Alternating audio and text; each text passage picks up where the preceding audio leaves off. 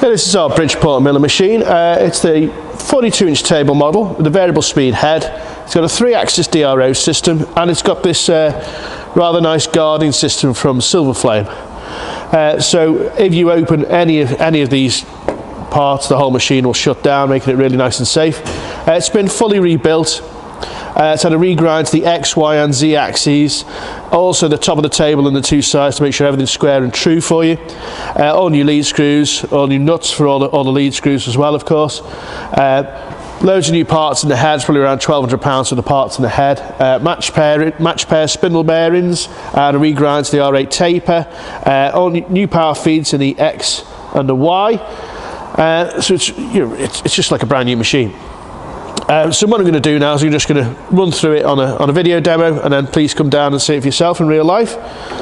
So it's lovely and smooth all the way across. Obviously benefit of a brand new regrind, brand new lead screws, really nice and smooth. It's got safety handles there, of course they're needed for the power feed. Same with the Y-axis. It's lovely and smooth all the way across, really nice. And the knee. We've replaced the knee bearings there. There's a very large bearing in there. We replace that as standard, and of course the lead screws all brand new. The handle's also brand new on this. It's lovely and smooth.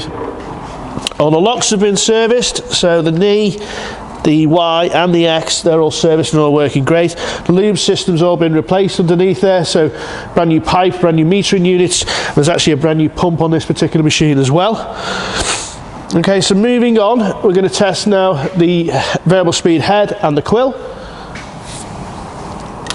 So fire it up. That's running around 1,000 RPM at the moment, so it's really nice and quiet.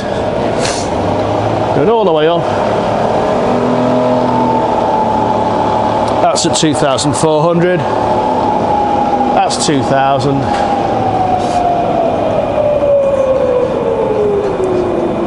And back down to 500. In reverse now, it's just as quiet in reverse. That's 500, 800, 1,000, 2,000, 2,600. Okay, so now we're going to swap from high range, which is what it's in now, to low. I'll move the handle out the way first. Push this handle in, turn it round, make sure it's locked in, and then we can fire up. It's just as quiet in low range. 300 now in low.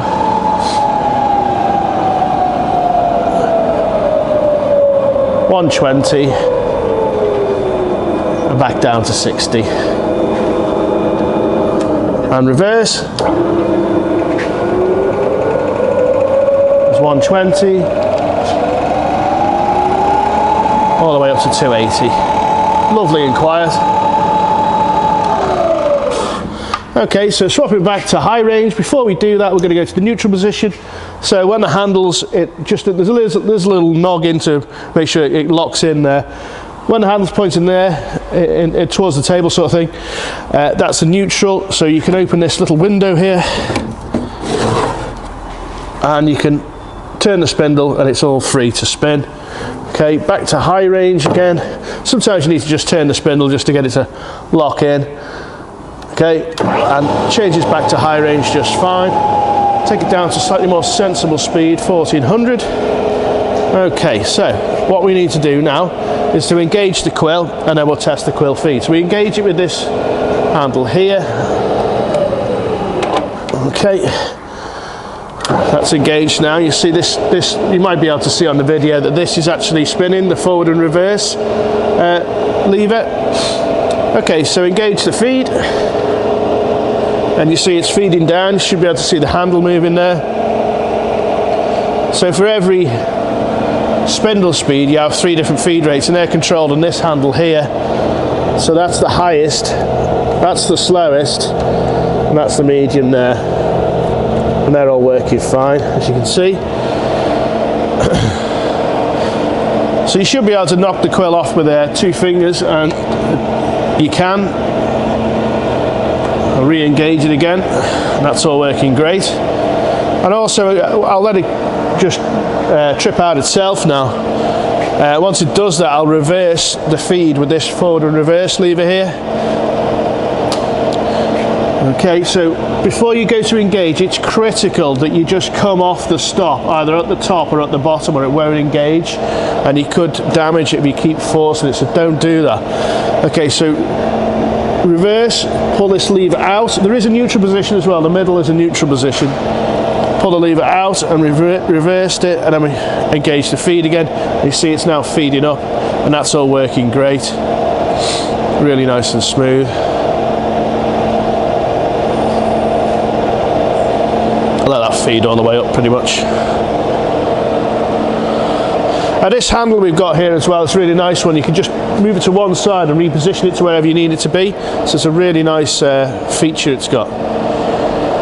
We put them on as standard on all the reground machines.